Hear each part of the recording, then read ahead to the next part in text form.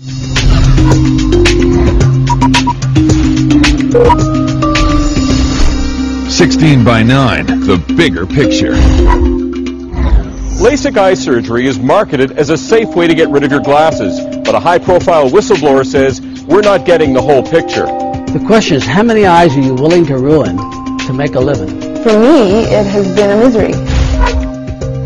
We hear a lot about finding a cure, but what about the causes of cancer?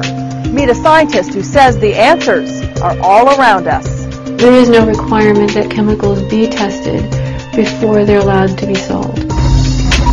That's all coming up on 16:9. Here's Mary Garofalo. Good evening and welcome to 16:9, The Bigger Picture. Perfect vision and a life without glasses. It's an almost irresistible promise, and it's had patients lining up for LASIK eye surgery for almost 20 years now. But is it as safe as they say? Tonight, our Sean O'Shea introduces you to a man who approved LASIK surgery in the U.S. and now says he wants it stopped.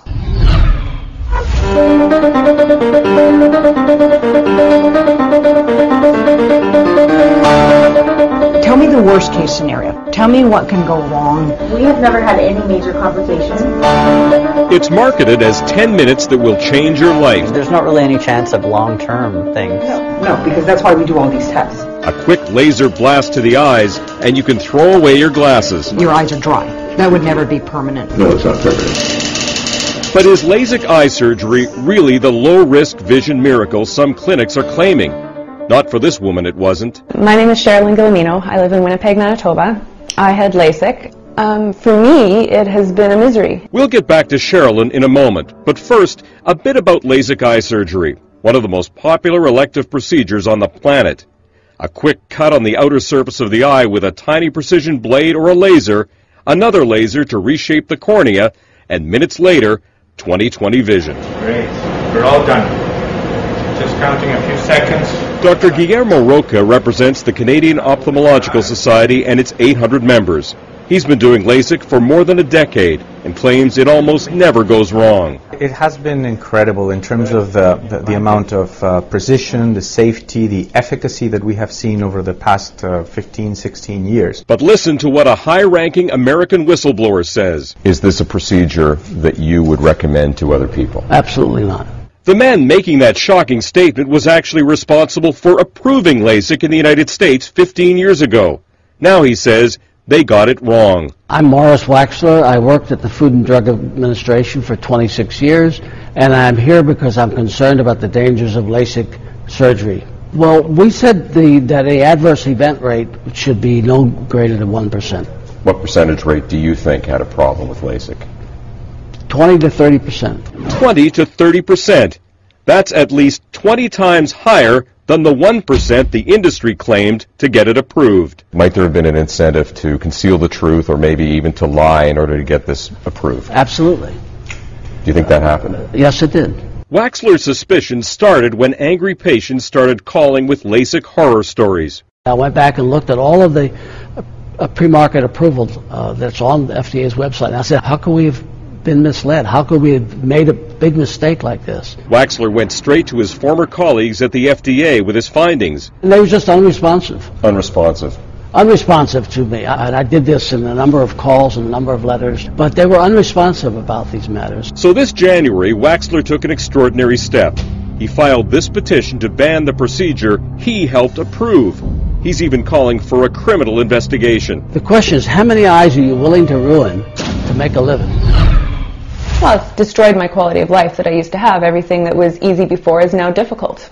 Sherilyn Gilomino is talking about her life after the LASIK surgery she had 6 years ago. You know, I had very dry eyes right from the beginning. The surgeon said that was normal. So if he said that was normal, then hopefully it was temporary and I'd be fine in a week or a month, like he said. But she wasn't fine. It just kept getting worse. When they were at their very worst, about 2.5 years or so out, my eyes were burning every waking minute of every day. I spent most of that summer unable to even read a children's book to my kids because they were just so painful. Sherilyn has had to change everything just to make life bearable. Well, when I wake up in the morning, I don't open my eyes right away because they're stuck shut. She constantly moistens her eyes with drops. I just had to stick drops in again. Story of my life. She administers steam treatments twice a day. When she uses the computer, a timer goes off every 15 seconds, reminding her to blink. Ironically, Sherilyn is back to wearing glasses, not to correct her vision, but to protect her dry, aching eyes. These ones are for outside. They block the wind. So I wear these when I'm at home, just because then I'm much more comfortable, but they look hideous, so I don't usually wear them out in public, ever. These are the ones that are the most normal looking. Walking down the street, you have to wear the goggles? Yeah, absolutely. If you don't wear the goggles, what happens? Oh, my eyes, I'd start to get those sharp stabbing pains when I blink, so it's just not worth it. Sharp stabbing pains? Yeah. Waxler says the industry just isn't willing to admit the real risks of cutting the cornea. You're not cutting a piece of plastic. You're cutting a live tissue. So no matter how you cut it, you're cutting it.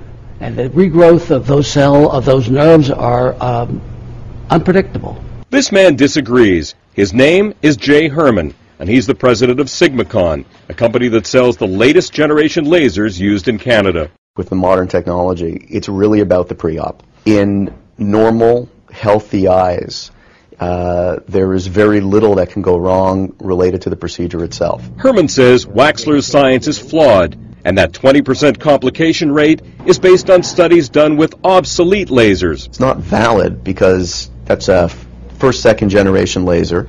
It's not manufactured anymore. It's not in use certainly anywhere in Canada, and it's not even the worst case scenario. It's a scenario that hasn't existed in a decade. But Waxler insists his 20% number is based on all lasers, new and old. I used every table I could lay my eyes on for all of the lasers that are approved, the most recent ones and the ones that were early approved. Waxler says the industry got the adverse event rate down to 1% by calling certain problems complications instead of adverse events.